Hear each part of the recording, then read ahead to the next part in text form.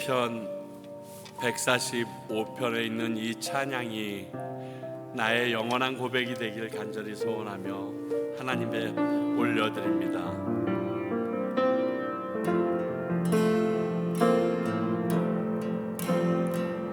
왕이신 나의 하나님, 내가 주를 높이고 영원히 주의 이름을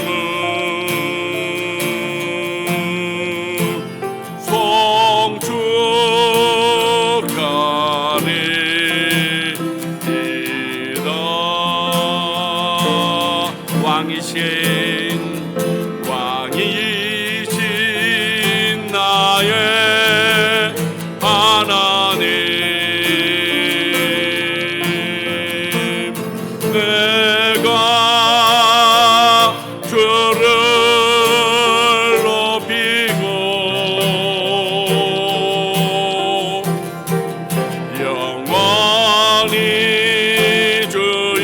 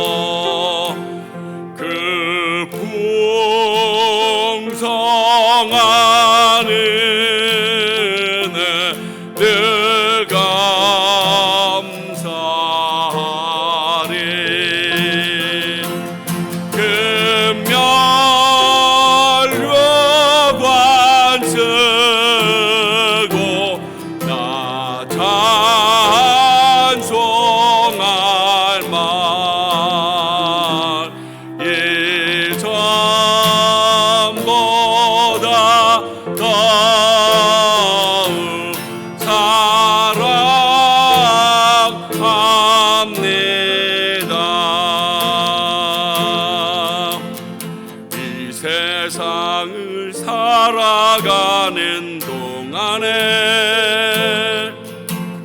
나의 힘을 의지할 수 없으니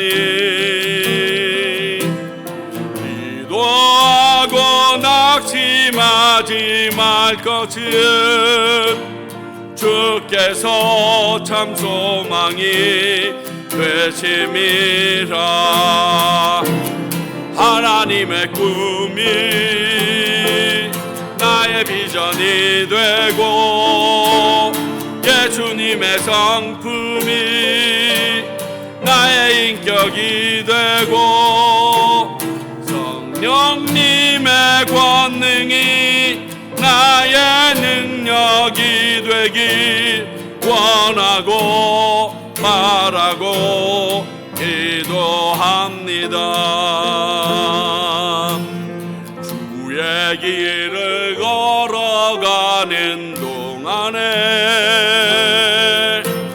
세상의 것 의지할 수 없으니 감사하고 낙심하지 말 것은 주께서 참 기쁨이 되심이라. 하나님의 꿈이 나의 비전이 되고 예수님의 성품이 나의 인격이 되고 성령님의 권능이 나의 능력이 되길 원하고 바라고 하나님의 꿈이 나의 비전이 되고 예수님의 성품이 나의 인격이 되고 성령님의 권능이 나의 능력이 되길 원하고 바라고 기도합니다. 나의 눈가에 주름이시고 눈물이 많아졌습니다.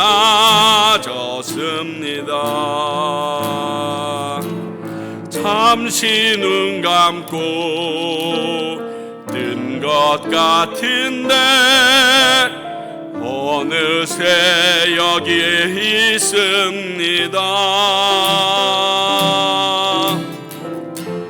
가슴 아픈 날도 많았었고 기쁜 날도 있었습니다. 짧은 여정을 뒤돌아보니 하나님의 은혜입니다. 지금까지 나의 여정은 모두 하나님의 은혜라. 지금까지 나의 모든 여정 인도하셨네. 나의 남은 모든 여정을 모두 하나님께 맡기리라. 나의 모든 삶 마치는 날까지 붙드시리. 지금까지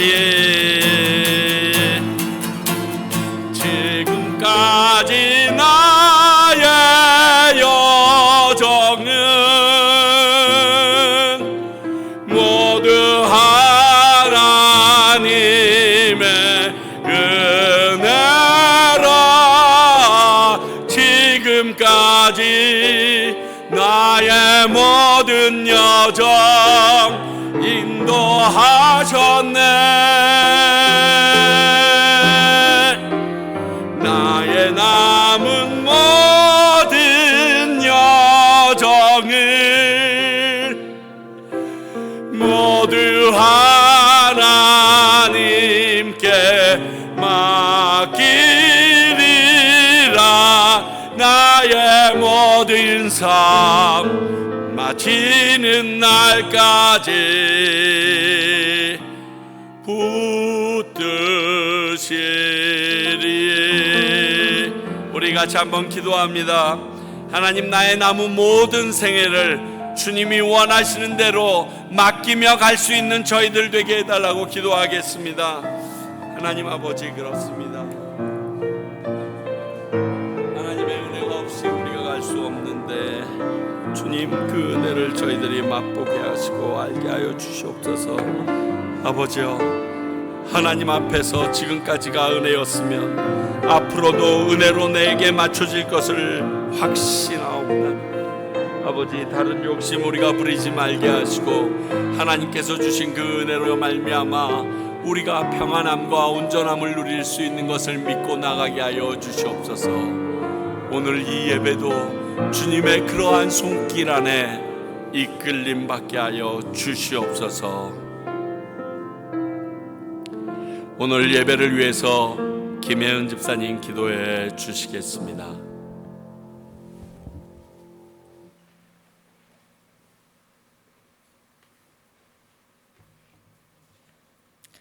우리의 선한 목자 되시는 아버지, 은혜 베푸셔서 구별되게 해주셔서 예배드릴 수 있게 해주셔서 감사합니다. 창조주 하나님의 위대하심을 찬양합니다. 변함없는 사랑과 성실하심이 어제나 오늘이나 영원토록 동일하신 주님, 변함없는 사랑으로 저를 품어주시니 감사합니다. 평강의 왕, 소란한 세상 속에서 주님의 이름을 부를 때 우리의 영혼에 찾아와 잠잠게 해주시니 감사합니다. 우리에게 주어진 삶의 모든 순간이 당연한 것이 아니었음을 고백합니다. 그 안에 담긴 은혜를 발견한 소중한 이 시간을 주시니 감사합니다. 평안한 일상들이 사실은 큰 선물이었음을 깨닫게 하시니 감사합니다. 때로는 어려움이 있을지라도 이 과정을 통해 더 깊은 사랑을 알게 하시고 서로를 아껴주는 성도들의 교제 속에서 주님의 사랑을 느끼게 해주세요. 고난 주간과 부활의 주를 묵상하고 지나며 예수님과의 관계 속에 있다 생각했으나 마치 어떤 한 행사처럼 여겨 지난 일주일을 또 나를 의지하고 내 일이 바쁘다는 핑계로 주와 연합하는 일에 소홀했습니다. 반복되는 이러한 기도가 참 부끄러우나 아버지 외엔 이 죄를 사하시고 의지 주실 분이 없음을 경험했기에 다시 기회 주시고 용서를 구하며 사랑의 자녀가 되기를 소망해 회개의 기도를 드립니다. 작은 나를 돌보시고 회복해 하여 주시옵소서. 진심을 담아 도움과 은혜를 구하며 마음의 소원을 겸손하게 아뢰입니다. 위로와 평안 그리고 주님의 인도하심을 구합니다. 우리가 나아갈 길을 밝혀주세요. 지치고 불안한 마음들을 주님 앞에 내려놓고 세상이 줄 수 없는 하늘의 평안으로 저희를 채워 지금 앞에 놓인 전쟁, 분쟁, 갈라섬, 병환, 다양한 상황 속을 다스려 주옵소서. 저희의 마음들을 만져주시고 다시 일어설 용기 주옵소서. 주님, 선교사님들이 맡은 사역 위에 성령의 기름 부어주심을 더하시고 만나는 영혼마다 주님의 사랑을 깨닫는 역사가 일어나게 하옵소서. 사명자들에게 안전과 건강 그리고 그들의 자녀를 위탁드립니다. 또 간구드릴 것은 현지인들과의 만남과 돕는 손길을 협력을 필요한 순간마다 하늘의 문을 여시어 채워주시기를, 복음이 거침없이 전파되어 교회들이 든든하게 세워지는 축복이 있게 도와주시옵소서.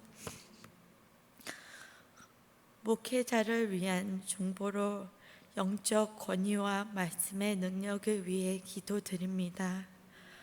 모든 교회의 머리가 되시는 주님, 세우신 목사님의 성령의 능력과 붙드심을 충만하게 하여 주시옵소서.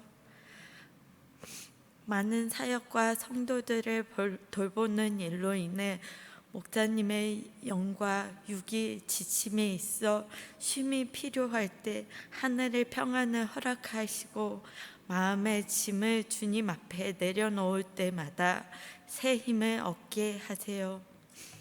인도자 되시는 주님, 강단에서 하나님의 말씀이 선포되며 이제 듣기로 원합니다. 말씀 앞에 겸손히 무릎 꿇고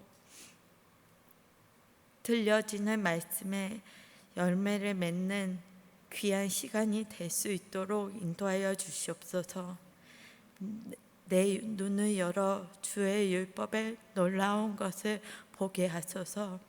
시편 기자의 간절함이 이 시간 우리를 채우시기를 원하며 이 시간에 하나님의 기름이 부어지기를, 역사하시기를 간절히 소망합니다.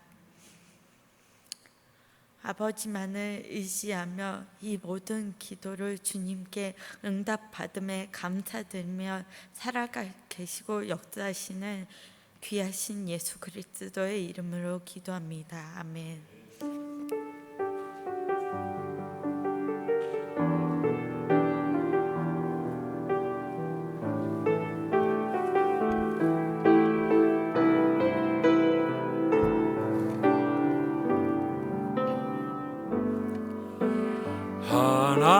하나님께서 당신을 통해 메마른 땅에 샘물 나게 하시기를, 가난한 영혼, 목마른 영혼, 당신을 통해 주 사랑 알기 원하네. 우리 좌우에 계신 분들에게 하나님께서 당신을 통해 메마른 땅에 샘물 나게 하시길, 가난한 영혼, 목마른 영혼, 당신을 통해 주 사랑 알기 원하네. 아멘. 그렇게 되기를 진짜 간절히 소원합니다. 이번 주는 내일 월요일 날 교사 기도회가 있습니다. 이를 위해서 기도해 주시고요. 다음 주일은 이제 금년에 3차례 하기로 했다고 그래가지고 어린이 달란트 잔치가 다음 주일 날 있습니다. 자녀분들 달란트 챙겨주시고요. 또 안 왔다 가서 억울하게 좋은 시간 다 놓치지 않도록 도와주시기 바랍니다. 그리고 다음 주일은요, 이번 주가 아니라 요 다음 주일은 월요일서부터 목요일까지 남가주 새소망교회 우리 김성원 목사님과 단기 선교팀들이 오셔서 유인강 선교사님이 계시는 그곳에 교회 건축 예배 마치고 들어오게 됩니다. 그 여정 가운데서도 함께 해달라고 기도해 주시기 바랍니다. 우리 오늘 함께 나눌 말씀은 열왕기상 20장 22절부터 30절까지의 말씀입니다. 열왕기상 20장 22절부터 30절까지의 말씀입니다. 우리 모두 함께 자리에서 일어나셔서 하나님의 말씀 받도록 하겠습니다. 저는 오늘 22절부터 28절까지만 읽도록 하겠습니다.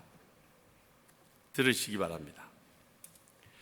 그 선지자가 이스라엘 왕에게 나와 이르되 왕은 가서 힘을 기르고 왕께서 행할 일을 알고 준비하소서. 해가 바뀌면 아람 왕이 왕을 치러 오리이다 하니라. 아람 왕의 신하들이 왕께 아뢰되 그들의 신은 산의 신이므로 그들이 우리보다 강하였거니와 우리가 만일 평지에서 그들과 싸우면 반드시 그들보다 강할지라.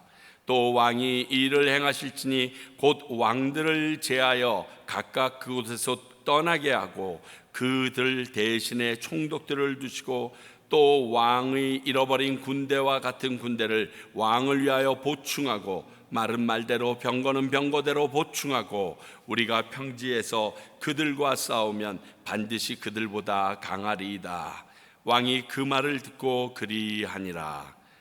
해가 바뀌니 베나다시 아람 사람들을 소집하고 아벡으로 올라와서 이스라엘과 싸우려 하며 이스라엘 자손도 소집되어 군량을 받고 마주 나가서 그들 앞에 진영을 치니 이스라엘 자손은 두 무리의 적은 염소 떼와 같고 아람 사람은 그 땅에 가득하였더라. 그때 하나님의 사람이 이스라엘 왕에게 나와 말하여 이르되 여호와의 말씀에 아람 사람이 말하기를 여호와는 산의 신이요 골짜기의 신은 아니라 하는도다. 그러므로 내가 이 큰 군대를 다 내 손에 넘기리니 너희는 내가 여호와인 줄 알리라 하셨나이다 하니라. 하나님의 말씀입니다. 자리에 앉아 주시기 바랍니다. 기도하겠습니다. 하나님 아버지, 오늘 우리가 이 말씀을 다시 봤습니다. 또 이 말씀을 통하여 주님께서 우리에게 주실 음성과 가르침의 귀를 기울이고자 합니다. 아무리 말씀이 좋고 주님께서 우리에게 기쁨의 축복의 말씀을 하여도 내가 그것을 받을 만하지 못하면 내게 이루어지지 않는다 하셨사오매, 아버지여, 오늘 이 말씀이 우리에게 능력이 될 수 있도록 내가 성령으로 준비되어지게 하시고 말씀을 받을 그릇을 가지고 있게 하여 주시옵소서. 부족한 전하는 자나 듣는 모든 영혼들에게 동일한 성령의 은혜로 함께하여 주시기를 소원하옵고 예수님 이름으로 기도합니다. 아멘.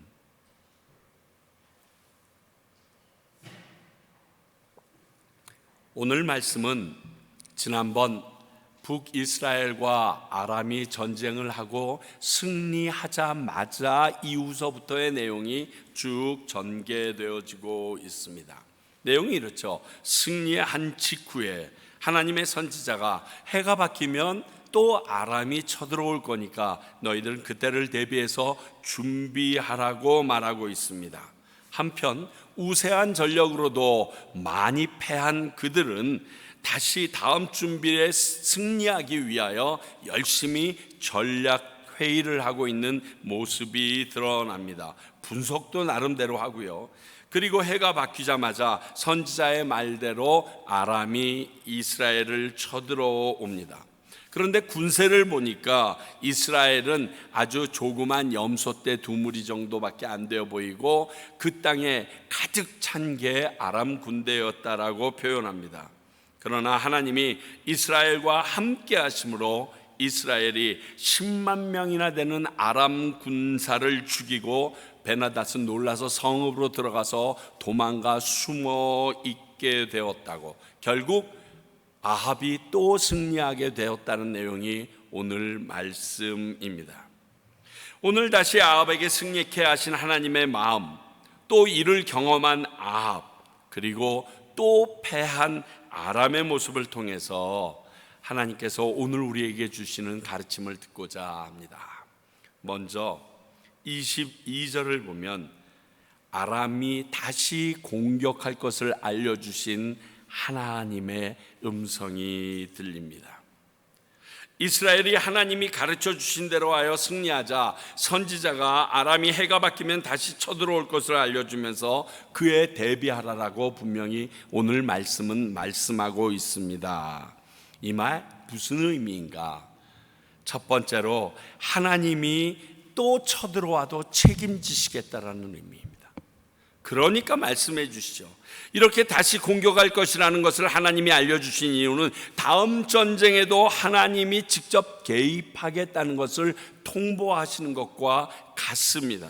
아니라면 오늘 보시는 것처럼 아무런 준비조차 하지 않고 승리에 도취돼서 교만해하는 아합과 이스라엘은 패배할 수밖에 없거든요.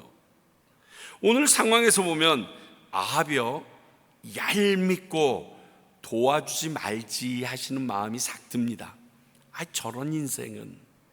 그러나 만약 아합이나 이스라엘의 경우가 나였다면, 나라면, 우리 교회라면, 우리 가정이었다면 아마 그렇게 말하지 못했을 것입니다.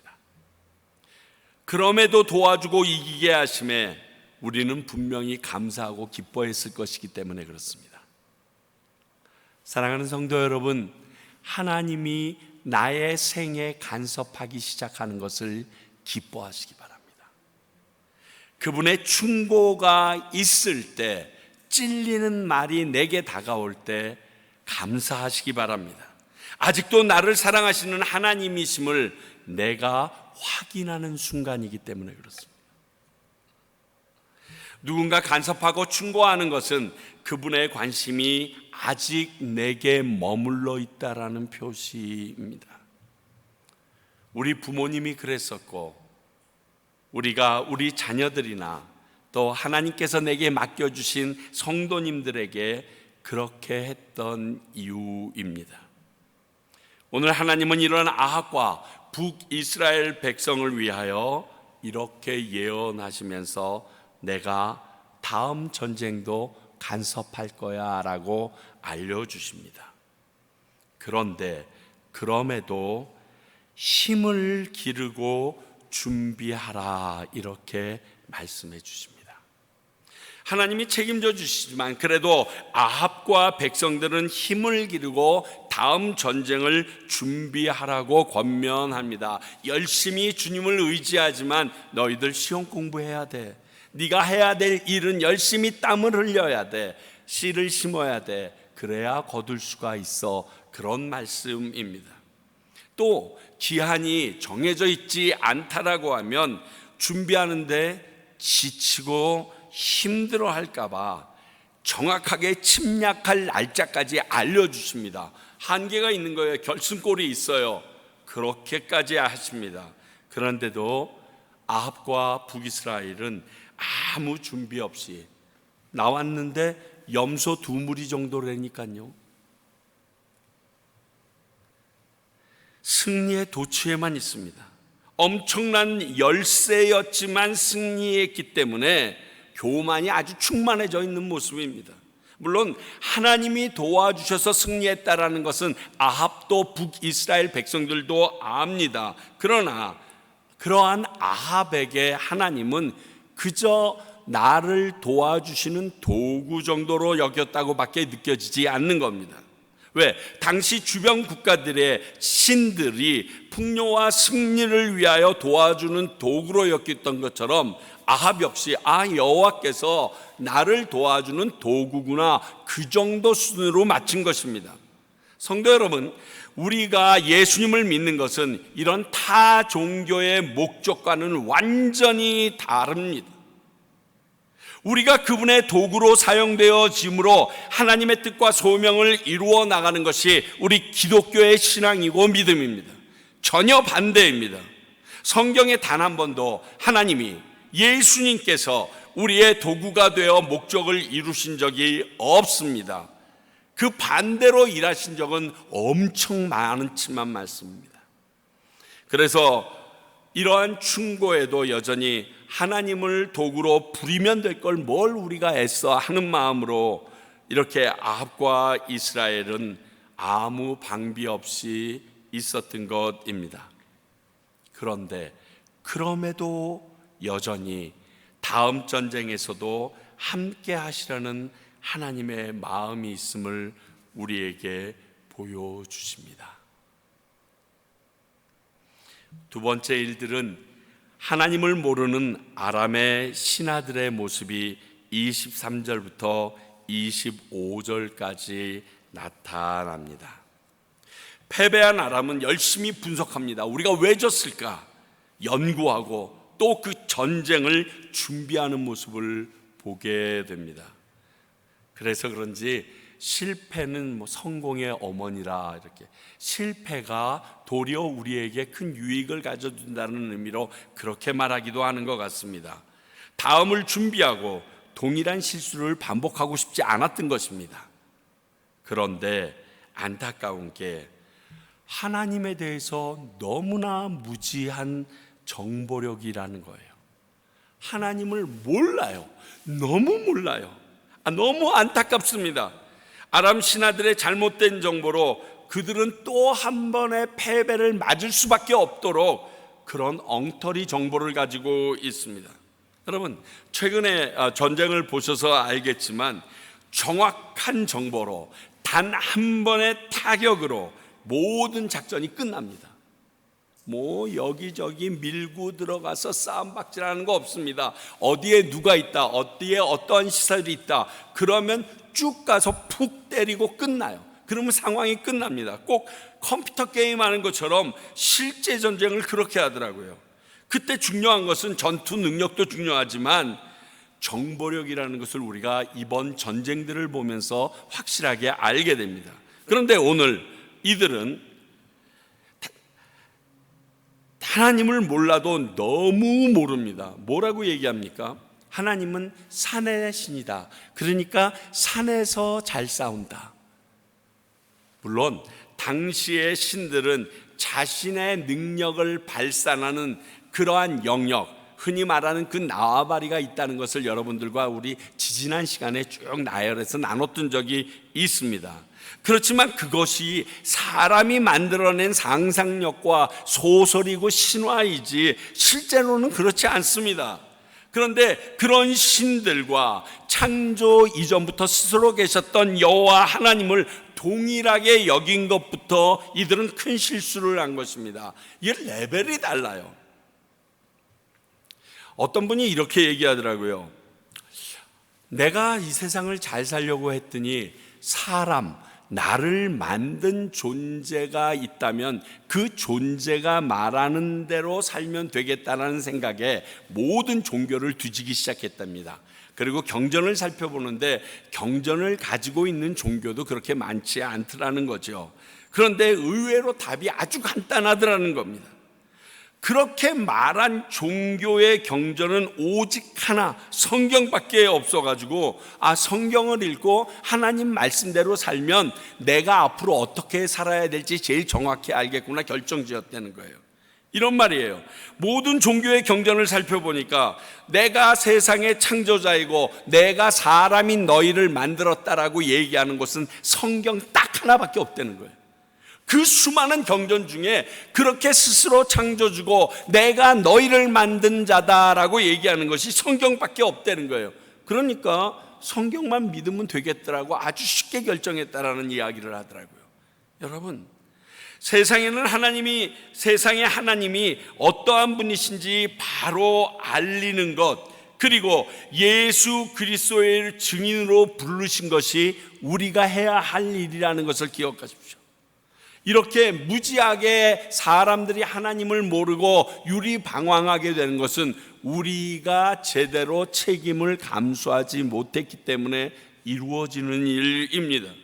그런 시각에서 볼 때 우리는 예수님의 증인으로 하나님의 말씀인 성경의 전달자로 살아가야 바른 신앙인의 모습을 사는 것입니다. 이걸 알아야 합니다. 외람되지만 앞으로 시대는 AI 시대인 것은 누구도 아니라 할 수 없을 겁니다.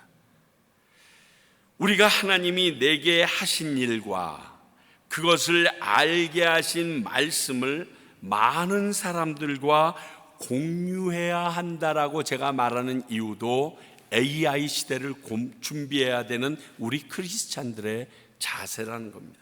아시는 것처럼 AI라는 것은 컴퓨터 기계입니다. 이 기계는 제공된 정보 안에서 판단하고 이해하고 분석하고 설명합니다.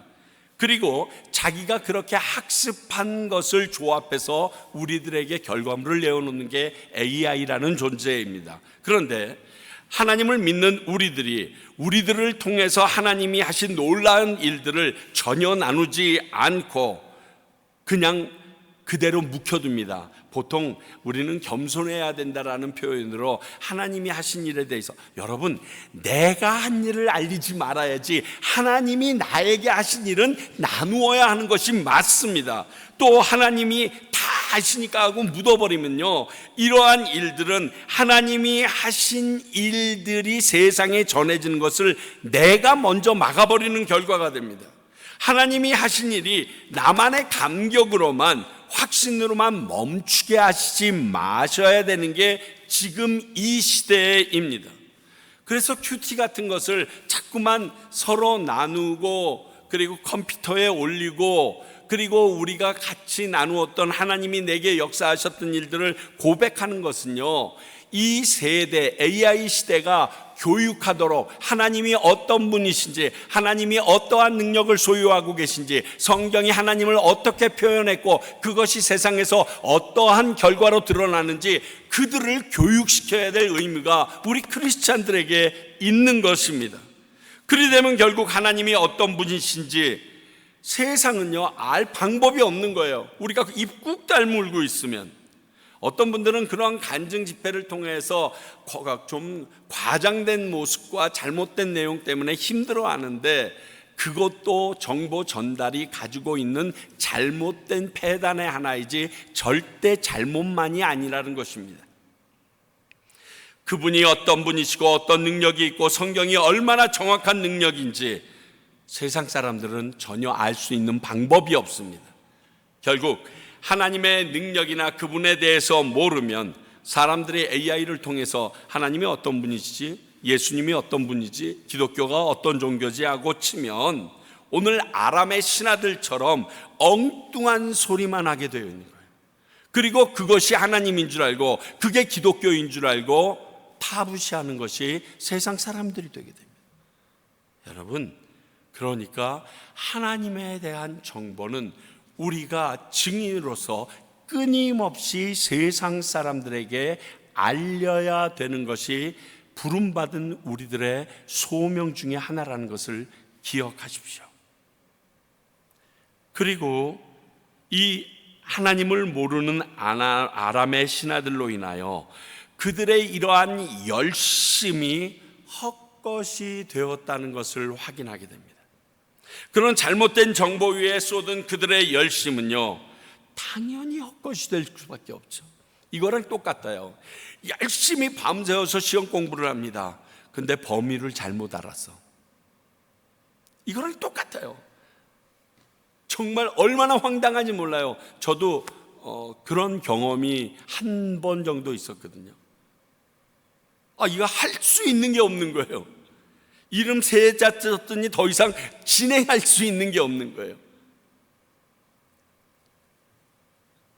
호세아가 하나님을 잘못 알고 열심히 제사 드리는 이스라엘 백성에게 여호와를 알자, 힘써 여호와를 알자라고 외쳤던 이유가 여기에 있습니다. 여러분, 이스라엘 백성은요, 바벨론 포로 당시 제외하고는 단 한 번도 예루살렘에 와서 하나님께 예배드리는, 특히 성전까지 나와서 하나님 앞에 제사 드리는 일을 멈춘 적이 없습니다. 항상 예배드렸습니다. 그럼에도 불구하고 그들의 예배를 하나님이 외면했던 이유가 너희들이 하나님을 잘 모르고 형식에만 취해 있기 때문이라고 호세아가 얘기하는 건데, 이것도 그들의 열심이 헛된 이유가 하나님을 알지 못해서 하나님에 대한 정보가 잘못 입력되었기 때문인 것입니다. 우리의 열심이 효과가 있으려면요, 하나님이 어떤 분이신지 바로 아는 게 굉장히 중요합니다. 거기다가 누구의 말을 듣느냐도 굉장히 중요한 것 같습니다. 오늘 말씀해 보게 되면 25절, 왕이 그 말을 듣고 그리하니라. 그리고 망합니다. 아합, 나쁜 아합이지만, 악한 아합이지만, 아합과 베나닷의 차이가 이겁니다. 아합은 하나님의 사람의 말을 듣고 그대로 합니다. 그런데 아무리 지혜롭고 능력 있는 베나닷이라도 잘못된 사람의 말을 듣고 그대로 했다는 거예요. 하나님의 말씀을 따르는 것이 얼마나 효용성이 있고 중요한지 이 사건으로 우리에게 강력하게 알려줍니다. 누구의 말씀을 따라 살래? 누구가 지명하는 길로 갈래? 우리에게 오늘 이 아침에 물으십니다. 그리고 다음 단락이 26절, 27절로 다시 공격하는 아람의 군대들의 모습이 나옵니다. 한마디로 아람요, 그들의 정보를 토대로 지지 않을 것이라는 확신을 가지고 오늘 전투에 임한 겁니다. 이게 아람의 지금 모습이에요. 그래서 그들이 첫 번째로 한 것이 아벡이라는 평지를 전쟁터로 선택했습니다. 평지에서 싸우면 되겠다. 여러분, 아무리 사자라고 해도요, 깊은 물가에서 오리 잡기 어렵습니다. 오리 잡을 수가 없습니다. 똑같이 산의 신인 여호와가 평지에서는 맥을 못 출 것이라는 근거 없는 믿음으로 시작되는 게 이 아벡 평지에서의 아람의 전쟁입니다. 사실 군사력이 우세할 경우에는요, 숨고 기습할 것이 많은 그 산간 지방보다는 평지에서 싸우는 게 전략으로 맞습니다. 이건 누구나 다 아는 전쟁 전략입니다. 그러니까 진짜 지금 이 액면가로 볼 때는, 눈에 보이는 대로만 생각해 볼 때는 아람을 이스라엘이 이길 수 있는 가능성은 전혀 없습니다. 거기에 그들의 잘못된 정보력이 더 기고만장하게 했을 것입니다. 그리고 또 하나 보여지는 게 말씀드린 대로 엄청난 군사력이 그들이 함께 나섰다는 겁니다. 27절을 읽으셔서 아시는 것처럼 군세를 보면 이스라엘 자손은 염소 두 무리, 얼마나 미약하면 염소 두 무리라고 표현했을까요? 그리고 반대로 아람은 아벡 평지에 가득했다, 이렇게 표현. 숫자가 어느 정도라고 얘기도 못하고요, 가득하고 두 무리예요. 이렇게 위에서 볼 때 아유 어찌하노, 이거예요 바로. 물론 지난번 전쟁에서도 압도적인 군사력으로 패한 경험이 있지만, 모든 것이 한눈에 드러나는 평지에서 전쟁은 어지간한 실수가 아니면 명백히 아람이 승리할 수밖에 없는 모든 조건을 다 갖추고 있는 전략상 우위에 있다는 것을 우리에게 확인시켜 줍니다. 그런데 아합이나 북이스라엘이 지난번처럼 두려워하지는 않았을 것 같아요. 왜? 하나님을 경험해 봤거든요. 그렇습니다. 이런 것이 전쟁의 승패를 가르지는 않습니다. 성경에 곳곳에서 이런 것을 말합니다. 우리가 너무 잘 아는 것, 다윗이 모든 사람들이 벌벌 떨던 골리앗 앞에 나가서 승리한 것, 이것은요, 다윗과 골리앗의 싸움이라는 말이 굉장히 많은 매스컴에서도 이야기하지만 둘이 싸우면 반드시 다윗이 이긴다는 전제가 있는 싸움입니다. 다윗과 골리앗의 싸움이다 라고 얘기했을 때 골리앗은 한 번도 못 이깁니다. 그러니까 그것을 비유로 써서 얘기할 때 도대체 다윗과 골리앗의 싸움이지 라고 얘기하는 것은 골리앗이 이긴다는 전제를 하면 안 되는 겁니다. 왜? 졌으니까, 죽었으니까. 여러분, 그게 오늘의 모습인 거예요. 기드온의 300용사, 미디안의 12만 명 죽여버립니다. 300명이 어떻게 12만 명을 죽입니까? 그것도 지금처럼 총이 있거나 놀라운 기계가 장갑차나 비행기가 있는 것도 아닌데 그저 칼로만 싸워야 하는 그 시대 때 뿐만입니까? 전쟁해 본 경험이 한 번도 없는, 그리고 남이 하라는 대로밖에 못했던 노예였던 이스라엘 백성들이 나와서 제일 처음 아말렉이랑 싸웁니다. 그런데 산꼭대기에서 모세가 손을 들면 이기고 손을 내리면 집니다. 이게 하나님의 전쟁이었어요. 이들 승리는 모두 하나님이 그들과 함께 하셨고 도우셨다라는 공통점이 있습니다. 보시듯 아람의 전쟁 준비가 신들의 전쟁으로 그는 선포하고 들어왔습니다. 그렇죠? 아람이 싸움을 어떻게 준비했습니까? 신의 싸움이라고 결정하고 지금 들어왔습니다. 그러면 강한 신인 하나님이 이기는 건 당연한 거죠. 그걸 몰랐던 것입니다. 그래서 그 다음 단락은 28절서부터 30절까지 또 아합을 이기게 하신 하나님의 모습으로 엔딩이 됩니다. 하나님께서 이 전쟁이 다시 일어나게 하신 이유가 너무 분명하기 때문에 하나님이 도우시는 북이스라엘과 아무리 악한 아합이라도 승리할 수밖에 없었다, 이렇게 맞춰집니다. 왜? 싸움의 이유가 뭐였죠? 오늘도 정확하게 28절에 적혀져 있죠. 여호와이심을 알게 하시려고 이 전쟁 시작하신 거예요.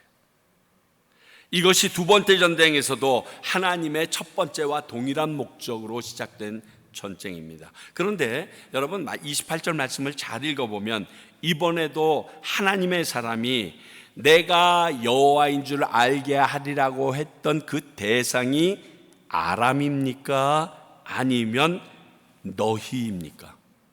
너희입니다. 근데 이 너희가 누군 줄 아세요? 아합과 북이스라엘이에요. 승리하게 될 너희, 아합과 북이스라엘이 내가 여호와인 줄 알게 된다라는 겁니다. 아람이나 베나다시 하나님이 여호와인 줄 알게 된다라고 얘기하지 않았어요. 승리하게 됨으로 말미암아 아합과 북이스라엘이 내가 진정한 하나님이고 여호와인 걸 너희들이 알게 될 거라고 28절은 말하고 있습니다. 그러면 이번 전쟁도 아합과 북이스라엘이 바알을 버리고 하나님께로 돌아오길 원하시는 하나님의 계획이 숨어 있음을 확인시켜주는 말씀이에요. 이 전쟁은요, 아람이 어떻게 되는가 아무 상관없으세요. 하나님은 그들이 지든 이기든도 상관이 없으실 수 있어요. 그러나 아합과 북이스라엘이 하나님이 여호와인 것을 확인받는 시간이 되길 원한 거예요. 회개하기를 원하는 시간이었어요. 저는 이걸 이렇게 표현해 봅니다. 하나님의 집요한 사랑이다. 아랑구사 10만 명의 목숨을 주고라도 구원하고자 하는 북이스라엘과 아합의 영혼이라고 말하는 겁니다. 여러분 생각해 보세요. 염소 2무리 정도밖에 안 되는 인간을 구원하려고 10만 명의 인생을 죽게 하신 하나님. 여러분 사랑이라는 게요, 아시는 것처럼 이성적이지 않습니다. 더더군다나 경제적이거나 합리적이지는 더더욱 않습니다. 그래서 이 상황이 가능합니다. 10만 명을 죽이고 두 무리의 떼를 얻는 것. 사랑하는 연인이랑 하루 종일 데이트합니다. 그리고 밤늦게 집에 오면 또 두세 시간 전화합니다. 전화 끊으면서 뭐라고 얘기하게요? 우리 못다한 얘기는 내일 만나서 얘기하재요. 여러분, 그 대화 가운데 그들의 사랑이라고 얘기하는 그 모습 가운데 경제성이 있습니까? 합리성이 있습니까? 이성적이길 합니까? 절대로 그렇지 않습니다. 그런데 이것을 이해하고 인정하면 사랑을 해본 사람이고요, 이것을 인정하지 못하면 사랑에 대해서 무엇인지 모르는 사람들이에요. 무슨 말씀인지 아시죠? 사랑은요, 경제적이지 않아요. 이성적이지 않아요. 합리적이라고 표현할 수 없는 게 사랑이 가지고 있는 본질입니다. 사도행전 12장을 보게 되면 이제 야고보가 순교해서 죽게 됩니다. 그것을 보고서 헤롯이 너무 좋아가지고 베드로를 잡아 가두죠. 감옥에 잡아 가두고 지키게 합니다. 내일 죽여버리겠다 얘기해가지고 그를 지키게 하는데 4명이 한 조로 4조가 움직입니다. 그러니까 4명이 한 조로 4조가 움직이니까 군사 16명이 지금 베드로를 지키고 있는 겁니다. 근데 그날 밤에 하나님의 천사가 그를 몰래 빼어 나와서 도망가게 하십니다. 그 다음날 아침에 왔더니 없어졌습니다. 헤롯이 어떻게 된 일이냐고 화가 나서 그들에게 자초지종 물어보고 16명 다 죽여버리라고 합니다. 자, 여러분 생각해 보세요.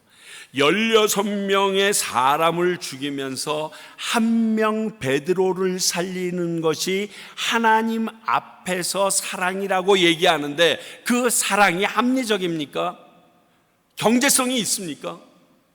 16대 1인데 하나를 빼도 15명을 살릴 수 있는데 하나님께서는 베드로 한 생명을 위하여 16명을 죽이는 걸 아까워하지 않으십니다.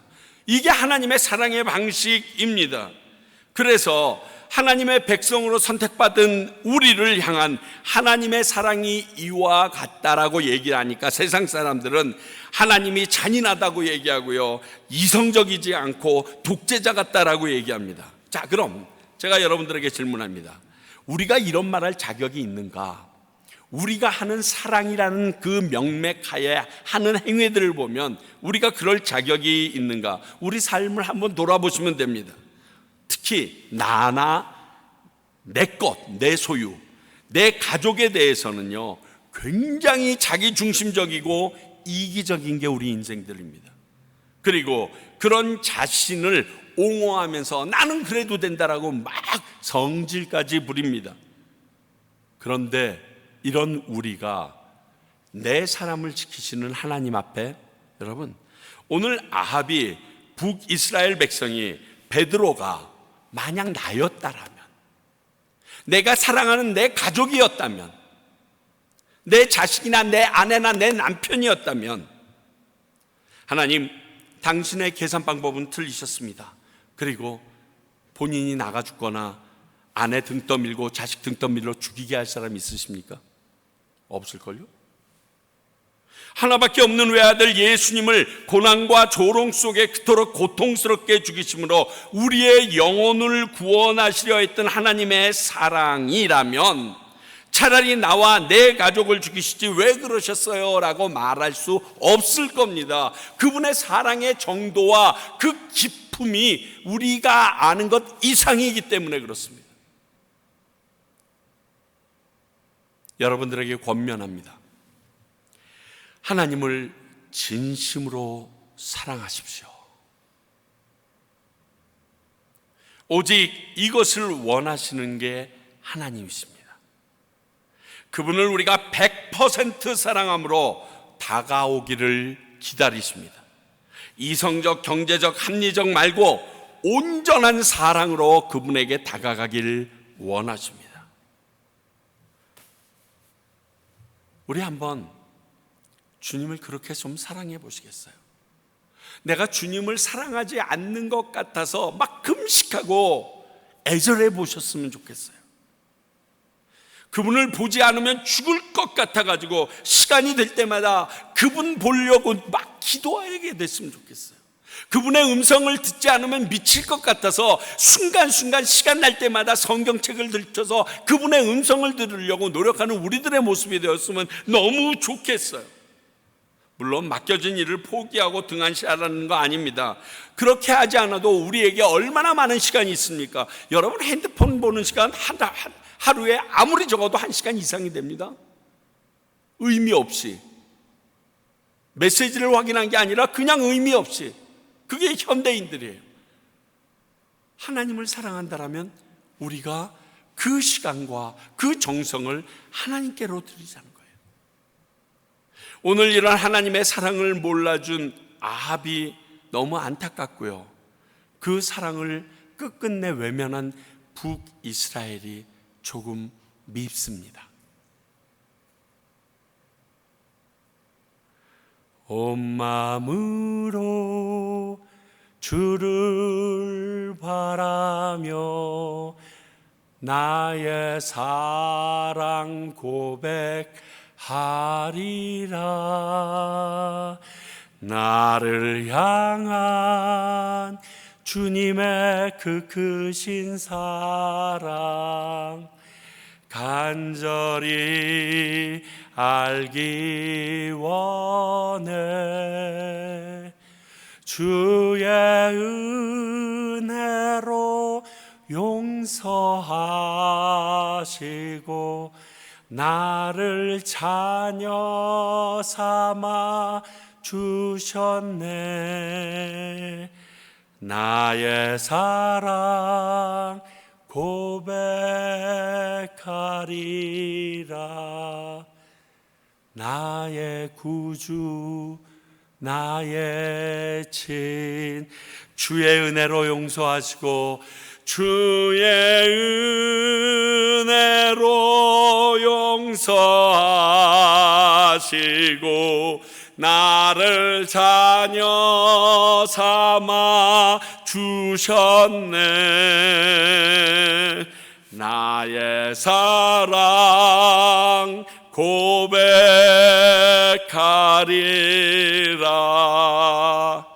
나의 구주 나의 친구. 이 찬양의 가사처럼 이 시간 주님을 사랑한다라고 우리 고백하는 기도 우리 같이 함께 주님 앞에 올려드리겠습니다. 하나님 아버지, 우리를 붙들어 주시고 우리 가운데 그 사랑으로 끊임없이 다가오는, 정말 이성적이지도 않고 합리적이지도 않은 그 사랑으로 끊임없이 그 악한 아합과 같은 나를 향하여 다가오시는 주님을 보러 봅니다. 아버지, 그 주님으로 인하여 감사드립니다. 그리고 그 주님을 사랑하게 해 주십시오. 왜 당신보다 사랑하는 것이 내 삶에 이렇게 많습니까? 아버지, 당신 안에 내가 나를 내어드릴 수 있게 하시고 당신을 가장 사랑하게, 전심으로 당신을 사랑하게 나를 주시옵소서. 그 사랑을 회복할 수 있는 저희들 되게 하시고 내가 되게 하여 주시옵소서. 아버지, 하나님 아버지, 나를 이처럼 사랑하시는데 아합보다 못한 인생을 살아가고 있는 나를 아직도 사랑하시고 또 하나밖에 없는 외아들을 죽이시기까지 나를 구원하시기 원하셨는데 저희들의 사랑이 너무 소극적이고 너무 연약합니다. 하나님, 우리로 하나님을 더 사랑하게 하시고 하나님이 우리에게 간절히 다가오시는 그 사랑을 받아줄 수 있도록 우리의 마음을 넓혀 주시옵소서. 그 사랑이 깨달아질 때 비로소 나를 향하여 다가온 하나님의 모든 일들과 역사하심과 인생이 이해되어지는 것을 고백하옵나니, 아버지여, 우리로 말과 찬양만 하는 게 아니라 진짜 하나님을 사랑하는 인생을 살아가게 하여 주시옵소서. 예수님 이름으로 기도하옵나이다.